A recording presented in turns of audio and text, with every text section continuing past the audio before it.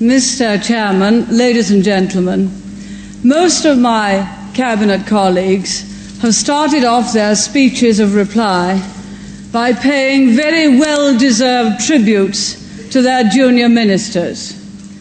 Now, at number 10, I have no junior ministers. There's just Dennis and me, but I couldn't do without him.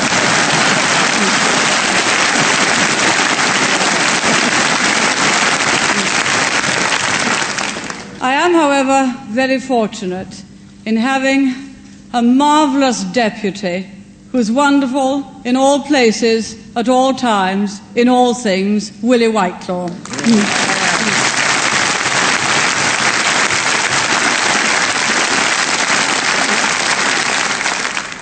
At our party conference last year, I said that the task on which the government was engaged, to change the national attitude of mind, was the most challenging to face any British administration since the war.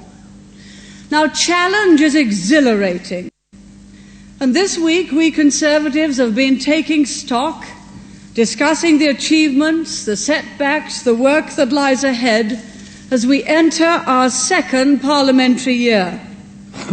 As you said, Mr. Chairman, our debates have been stimulating and our criticism's been constructive. This week has demonstrated that we are a party united in purpose, strategy and resolve.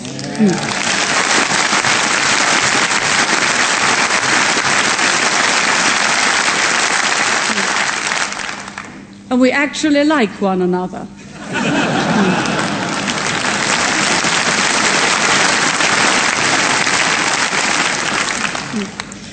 When I'm asked for a detailed forecast of what will happen in the coming months or years, I remember Sam Goldwyn's advice: never prophesy, especially about the future.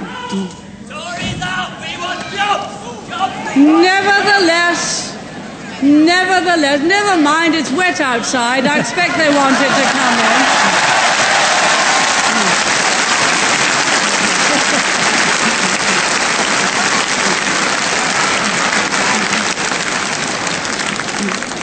You can't blame them. It's always better where the Tories are.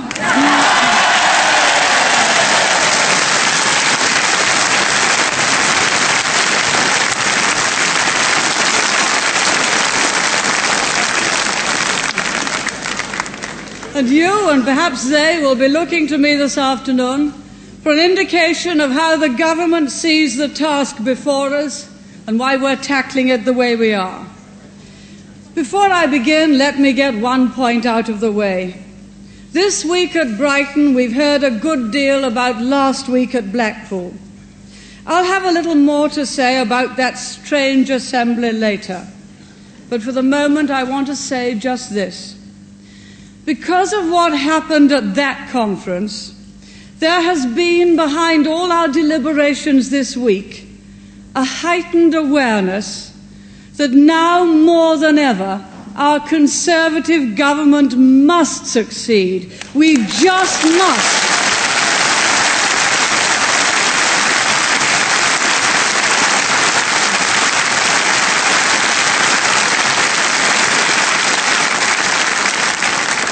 Because there's even more at stake than some had realized.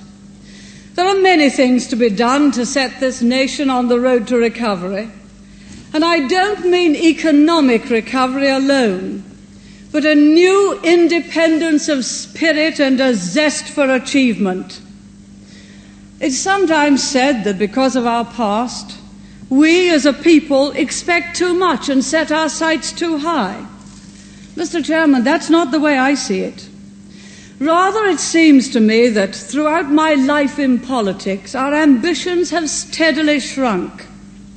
And our response to disappointment hasn't been to lengthen our stride, but to shorten the distance to be covered. But with confidence in ourselves and in our future, what a nation we could be.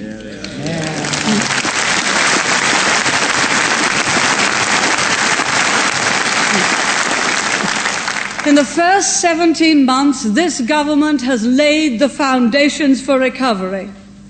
We've undertaken a heavy load of legislation, a load we don't intend to repeat, because we don't share the socialist fantasy that achievement is measured by the number of laws you pass.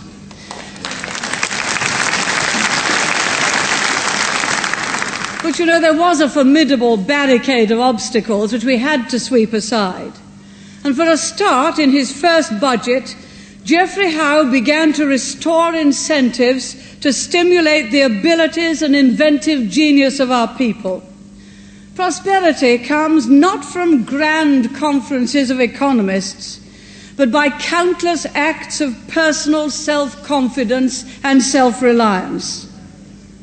Also, under Geoffrey's leadership, Britain has repaid $3,600 million of international debt which had been run up by our predecessors, and we paid quite a lot of it before it was due.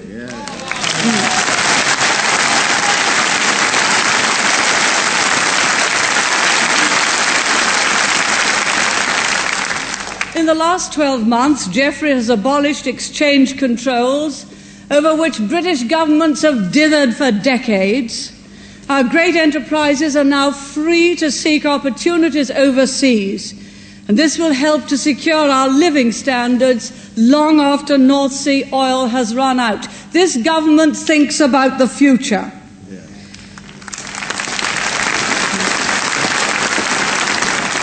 As you know, we've made the first crucial changes in trade union law to remove the worst abuses of the closed shop, to restrict picketing to the place of work of the parties in dispute, and to encourage secret ballots. Jim Pryor has carried all these measures through with the support of the vast majority of trade union members.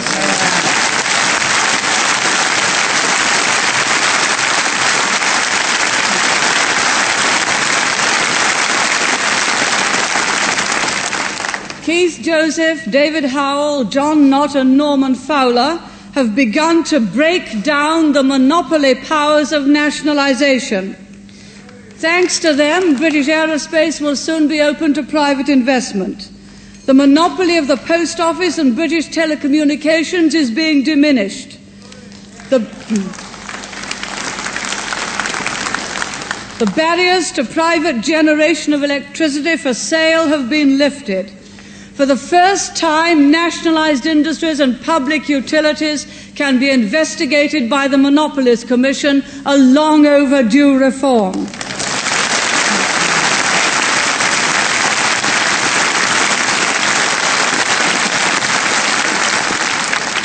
Free competition in road passenger transport promises travellers a better deal. Michael Heseltine has given to millions, yes, millions of council tenants the right to buy their own homes.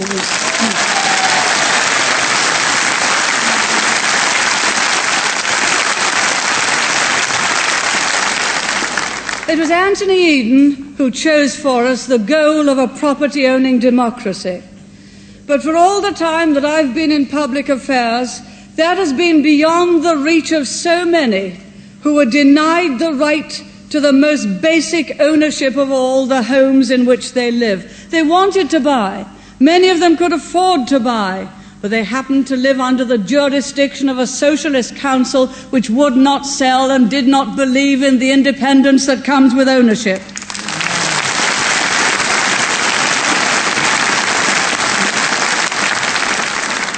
Now Michael Heseltine has given them a chance to turn a dream into reality. And all this, Mr. Chairman, and a lot more, in 17 months. The left continues to refer with relish to the death of capitalism.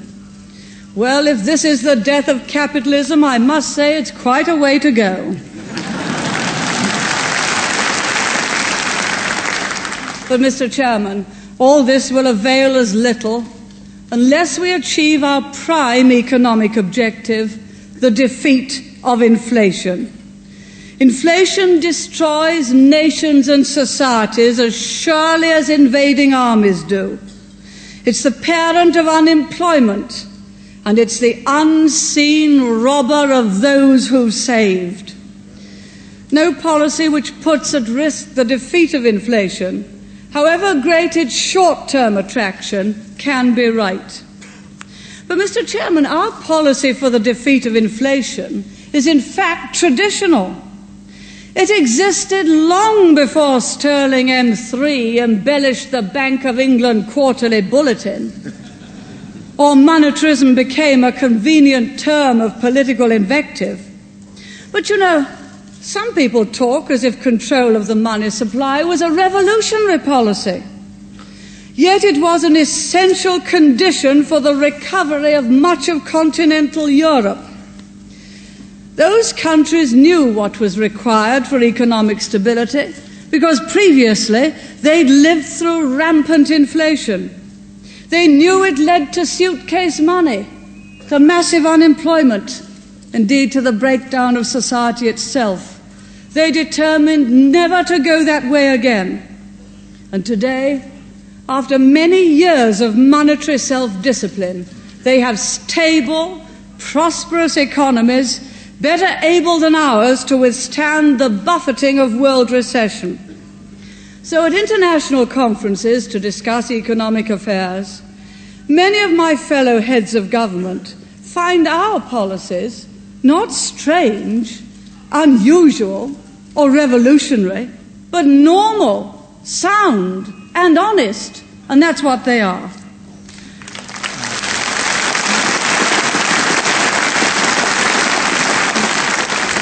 Their only question to me is this: has Britain the courage and resolve to sustain the discipline for long enough to break through to success?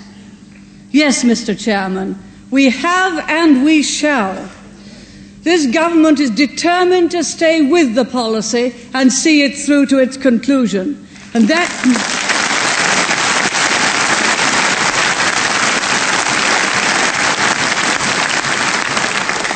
that is what marks this administration as one of the truly radical ministries of post-war Britain. Inflation is falling and should continue to fall. Meanwhile, Mr. Chairman, we're not heedless of the hardships and worries that accompany the conquest of inflation.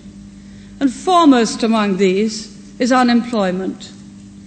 Today, our country has more than 2 million unemployed.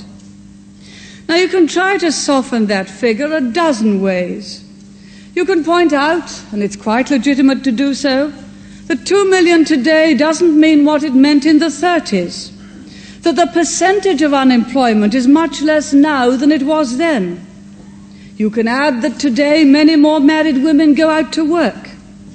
You can stress that because of the high birth rate in the early 1960s, there is an unusually large number of school leavers this year looking for work, and that the same will be true for the next 2 years. You can emphasize that about 250,000 people find new jobs each month and therefore go off the employment register. And you can recall that there are now nearly 25 million people in jobs, compared with only about 18 million in the 1930s.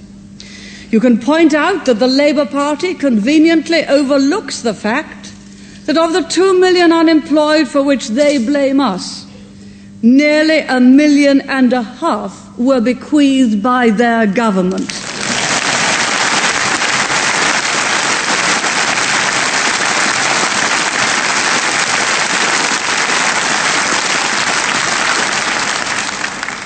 But when all that's been said, the fact remains that the level of unemployment in our country today is a human tragedy.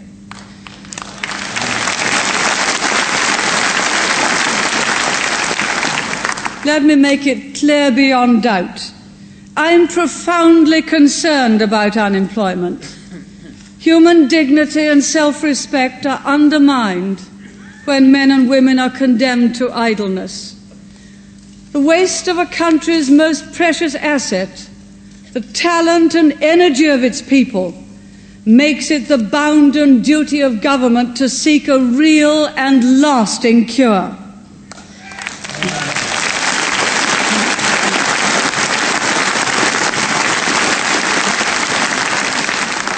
I could press a button and genuinely solve the unemployment problem, do you think that I would not press that button this instant? Does anyone imagine that there is the smallest political gain in letting this level of unemployment continue? Or that there is some obscure economic religion which demands this level of unemployment as part of its grisly ritual? Mr. Chairman, this government is pursuing the only policy which gives any hope of bringing our people back to real and lasting employment.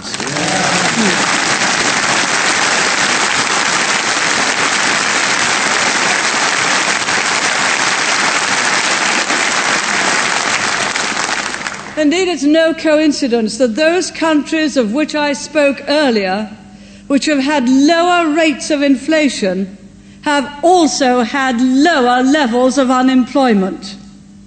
Now, I know, Mr. Chairman, that there's another real worry affecting many of our people.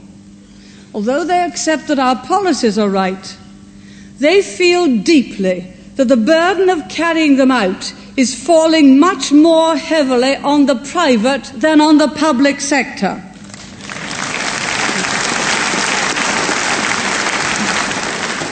They say that the public sector is enjoying the advantages, but the private sector is taking the knocks, and at the same time maintaining those in the public sector on better pay and pensions than they themselves enjoy. I must tell you that I share this concern and understand the resentment. And that is why I and my colleagues say that to add to public spending takes away the very money and resources that industry needs to stay in business, let alone to expand. That higher public spending, far from curing unemployment, can be the very vehicle that loses jobs and causes bankruptcies in trade and commerce. That's why we warn local authorities that since rates are frequently the biggest tax that industry now pays, increases in them can cripple local businesses. Councils must therefore learn to cut costs in the same way that companies have to.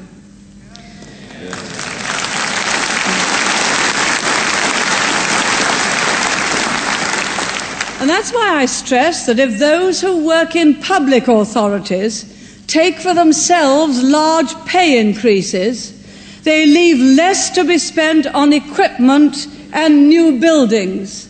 And that in turn deprives the private sector of the orders it needs, especially some of those industries in the hard-pressed regions. So those in the public sector have a duty to those in the private sector not to take out so much in pay that they cause others unemployment. Yeah.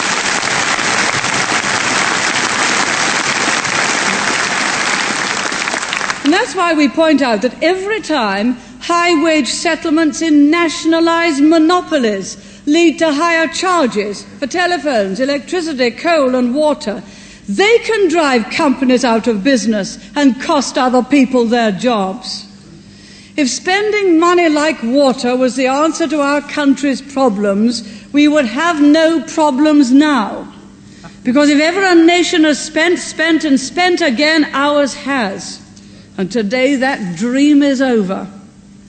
All that money has got us nowhere, but it still has to come from somewhere. And those who urge us to relax the squeeze, to spend yet more money indiscriminately in the belief that will help the unemployed and the small businessman, are not being kind or compassionate or caring. They're not the friends of the unemployed or the small business. They are asking us to do again the very thing that caused the problems in the first place. Yeah.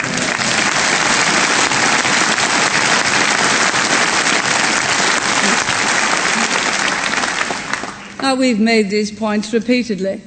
Indeed, Mr. Chairman, I am accused of lecturing or preaching about them.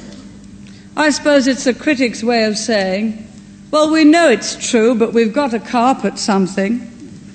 I don't care about that. But I do care about the future of free enterprise, the jobs and exports it provides, and the independence it brings to our people. Independence? Yes, but let us be clear what we mean by that. Independence doesn't mean contracting out of all relationships with others. A nation can be free, but it won't stay free for long if it has no friends and no alliances. Above all, it won't stay free if it can't pay its own way in the world. And by the same token, an individual needs to be part of a community and to feel that he is part of it. There's more to this than the chance to earn a living for himself and his family, essential though that is. Of course, our vision and our aims go far beyond the complex arguments of economics, but unless we get the economy right, we shall deny our people the opportunity to share that vision and to see beyond the narrow horizons of economic necessity. Without a healthy economy, we can't have a healthy society. And without a healthy society, the economy won't stay healthy for long. Mr. Chairman, but it isn't the state that creates a healthy society. For when the state grows too powerful, people feel that they count for less and less. The state drains society not only of its wealth, but of initiative, of energy, the will to improve and innovate, as well as to preserve what is best. But our aim is to let people feel that they count for more and more. If we can't trust the deepest instincts of our people, we shouldn't be in politics at all.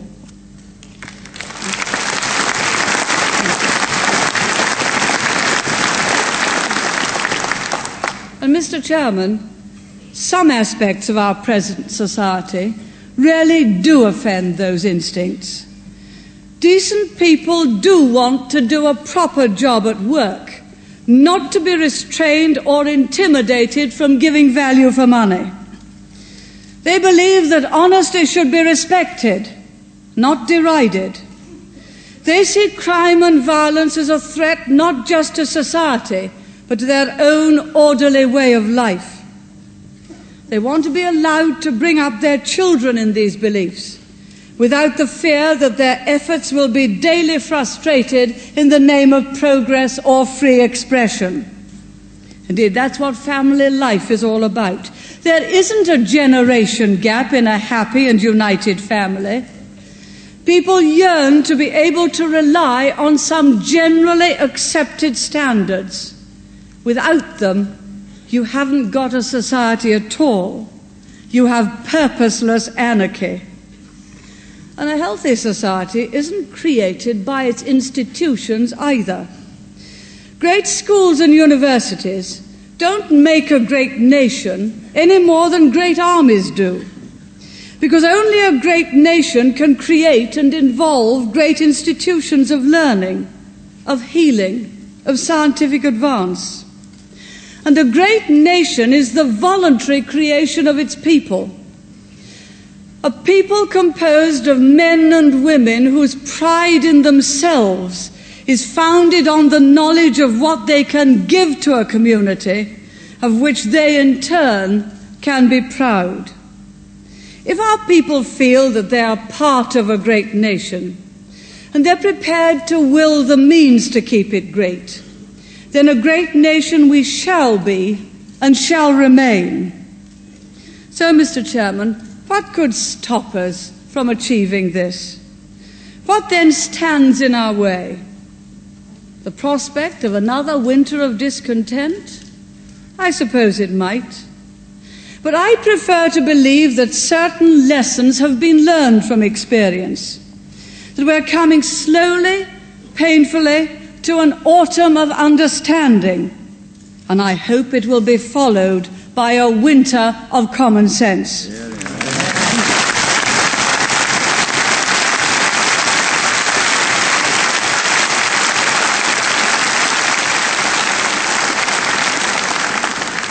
if it isn't, we shall not be diverted from our course. To those waiting with bated breath for that favourite media catchphrase, the U-turn, I have only one thing to say. U-turn if you want to.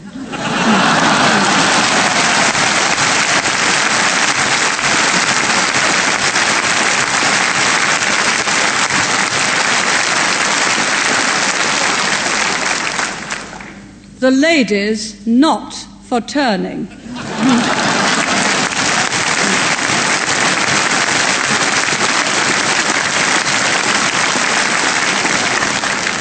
And I say that not only to you, but to our friends overseas as well, and also to those who are not our friends.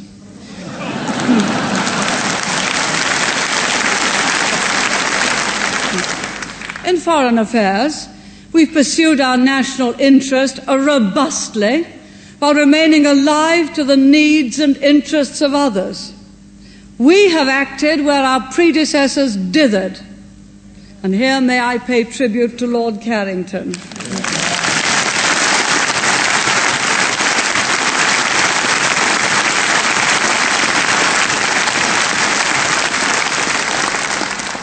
When I think of our much-travelled Foreign Secretary, I'm reminded of the advertisement, you know the one I mean, about the pier that refreshes those foreign parts that other piers can't reach.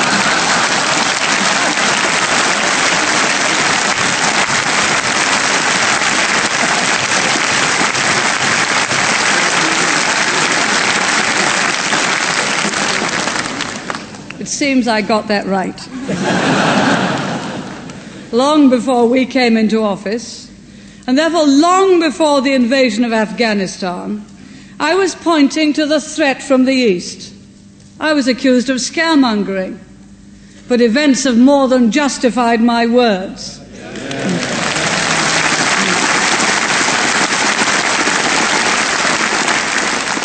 Soviet Marxism is ideologically, politically, and morally bankrupt.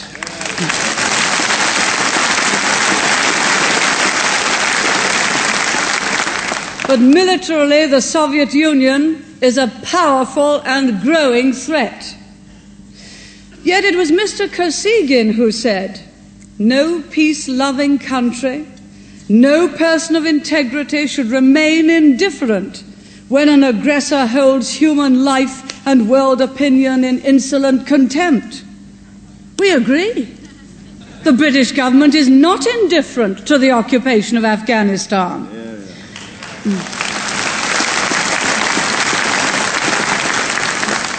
We will not allow it to be forgotten. For unless and until the Soviet troops are withdrawn, other nations are bound to wonder which of them may be next. Of course, there are those who say that by speaking out, we are complicating East-West relations, that we are endangering détente. But the real danger would lie in keeping silent.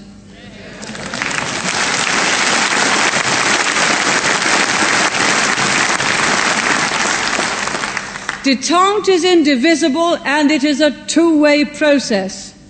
The Soviet Union can't conduct wars by proxy in Southeast Asia and in Africa, foment trouble in the Middle East and the Caribbean, invade neighboring countries, and still expect to conduct business as usual.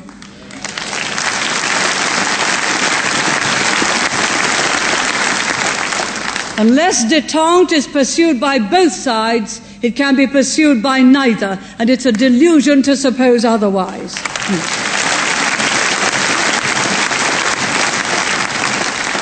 And that's the message that we shall be delivering loud and clear at the meetings of the European Security Conference in Madrid in the weeks immediately ahead. But we shall also be reminding the other participants in Madrid that the Helsinki Accord was supposed to promote the freer movement of people and ideas. The Soviet government's response so far has been a campaign of repression worse than any since Stalin's day.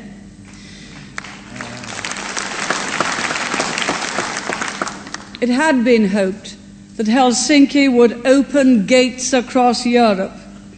In fact, the guards today are better armed and the walls are no lower. But behind those walls, the human spirit is unvanquished.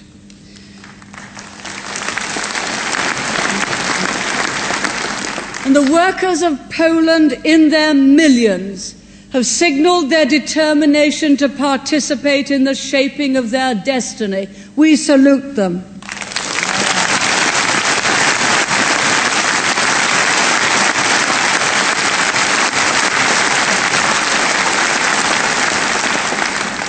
Marxists claim that the capitalist system is in crisis.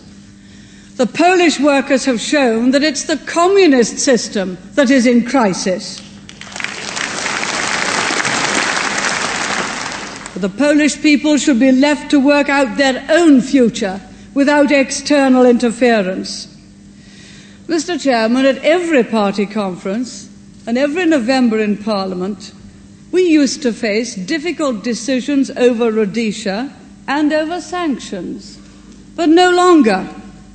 Since we last met, the success at Lancaster House and thereafter in Salisbury, a success won in the face of all the odds, a success that has created new respect for Britain.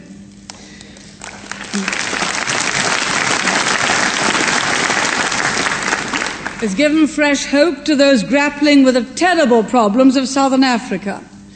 It's given the Commonwealth new strength and unity. And now it's for the new nation, Zimbabwe, to build her own future with the support of all those who believe that democracy has a place in Africa. And we wish her well.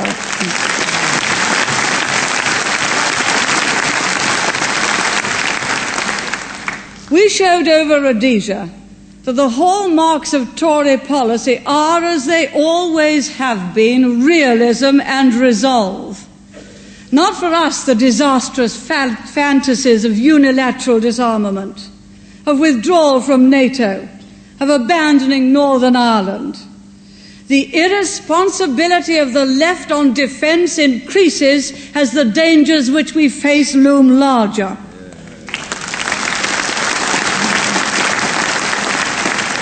And we, for our part, under Francis Pym's brilliant leadership, have chosen a defence policy which potential foes will respect.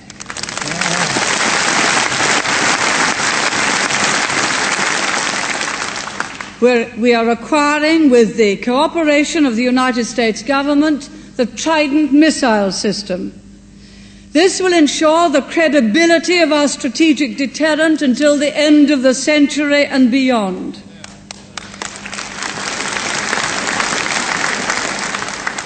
And it was very important for the reputation of Britain abroad that we should keep our independent nuclear deterrent, as well as for our citizens here.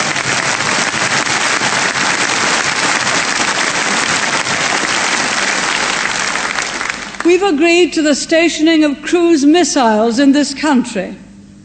The unilateralists object, but the recent willingness of the Soviet government to open a new round of arms control negotiations shows, in fact, the wisdom of our firmness.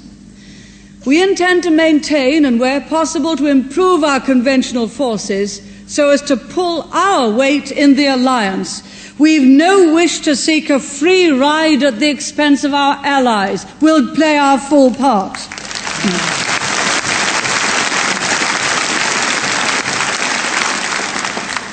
In Europe, we've shown that it is possible to combine a vigorous defence of our own interests with a deep commitment to the idea and to the ideals of the community.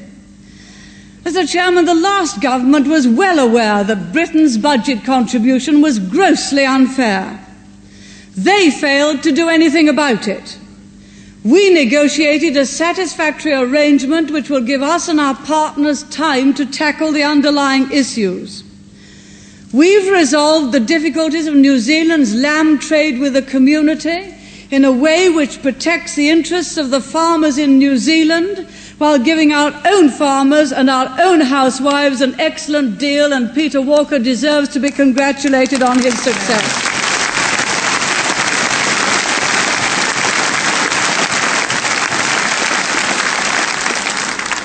Now he's two-thirds on his way to success in making important progress towards agreement on a common fisheries policy. That's very important for our people too. There are many, many people whose livelihoods depend on it. Now, we face many other problems in the community, but I'm confident that they too will yield to the firm yet fair approach which has already proved so much more effective than the previous government's 5 years of procrastination. With each day, it becomes clearer that in the wider world we face darkening horizons, and the war between Iran and Iraq is the latest symptom of a deeper malady. Europe and North America are centers of stability in an increasingly anxious world. The community and the alliance are the guarantee to other countries that democracy and freedom of choice are still possible. They stand for order and the rule of law in an age when disorder and lawlessness are ever more widespread. The British government intends to stand by both these great institutions, the community and NATO. We will not betray them.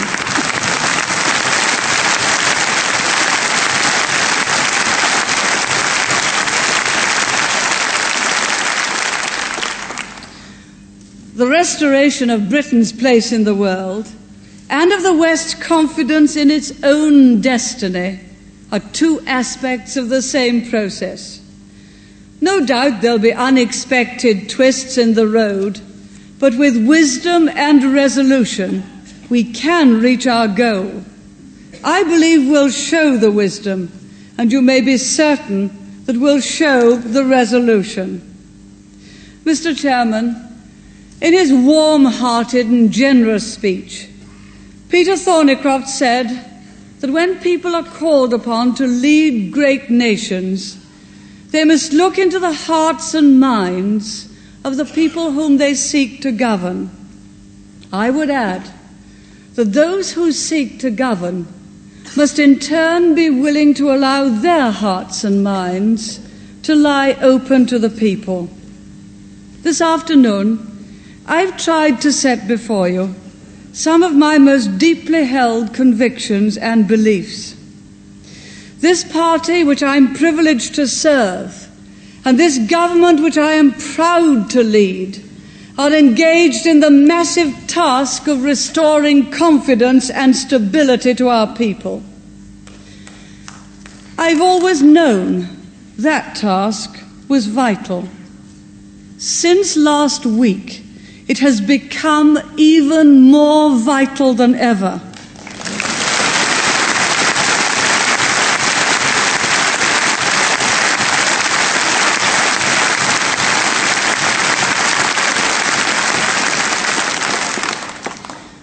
We close our conference in the aftermath of that sinister utopia unveiled at Blackpool.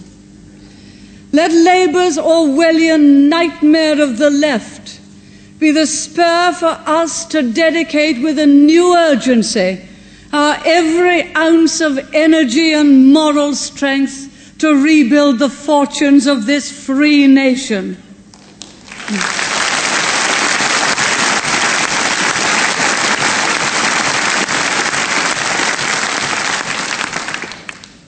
If we were to fail, that freedom could be imperiled. So let us resist the blandishments of the faint hearts. Let us ignore the howls and threats of the extremists. Let us stand together and do our duty, and we shall not fail.